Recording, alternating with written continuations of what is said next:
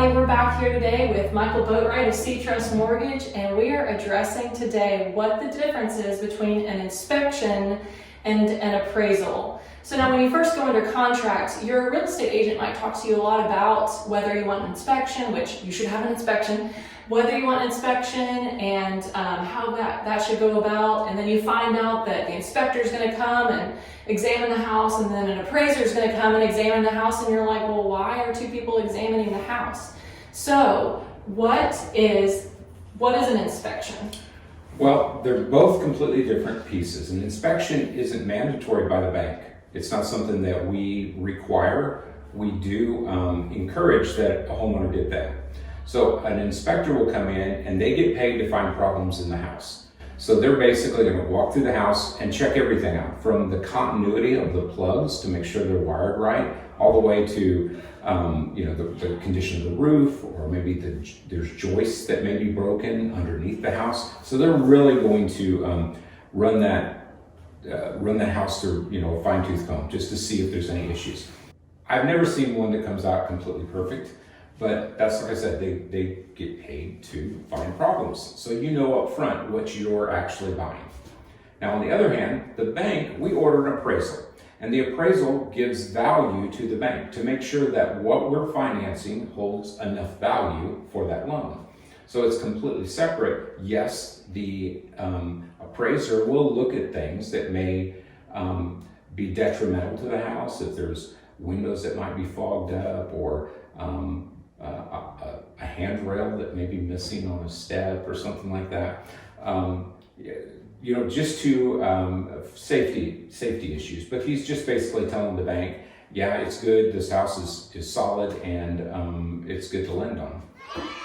So in an inspection, you're going to have an inspector come Right. out, and they are supposed to find anything that is wrong with the house. That's exactly right. And when the inspector gives this report, a great report is going to have pictures of the things that they're talking about that are wrong, and they're going to recommend who you should hire or who you should speak to have it repaired. From that inspection, depending on what your contract says that you've decided, from that inspection, you might find things that you wish were repaired or replaced, and you will, with your real estate agent, create a repair replacement proposal, in which at that time you enter what's called the resolution period, and you enter a period of negotiation between who you're buying the house from, the sellers, and yourself, to decide what they're going to repair or replace. They could come back and say, nope, we're not doing anything. And they could come back and say, we'll do this, but we're not doing this. Or you could accept the house as is.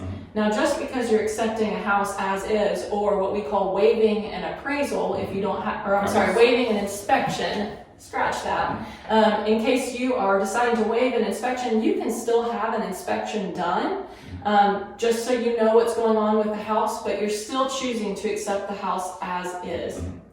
If you are not accepting the house as is, you've got to come to a mutual agreement with your sellers and yourself to confirm what will be repaired and will be replaced. If you cannot reach a mutual agreement in that inspection, then you will you will void the contract entirely. You would get your earnest money back if that was a contingency, if it was contingent upon the inspection, and you go your separate ways. Otherwise, you mutually agree to have things repaired or replaced, and then you have them done by a certain amount of time before closing, usually a couple days before closing, so when you do the final walkthrough, you can see that those things are repaired or replaced, and then you move on. But the appraisal is completely different. Different. An appraiser can find problems, and then you have to go through that negotiation process with the seller to have those fixed.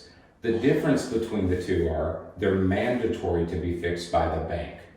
They're not mandatory in the home inspection. The home inspection is completely optional, and we as the bank don't need to see or want to see that home inspection, because they're going to find every little detail in there, and we just don't need an underwriter seeing that. We're going to go off the appraisal. So, for instance, if an appraiser says we need to have this fixed, that has to be completed before we can close. Absolutely.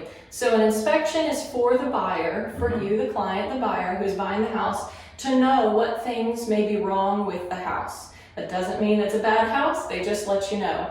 The appraisal is for the bank, and they determine anything that needs to be fixed to satisfy the bank, but not necessarily for the buyer, and it's not necessarily cosmetic things. For more videos like this one, subscribe to my channel.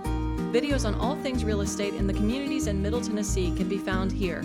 Watch for new videos to be posted every Sunday at 6, and as always, don't hesitate to reach out or comment below. Real life, real talk, the real realtor. Thanks for watching, and I'll see you next week.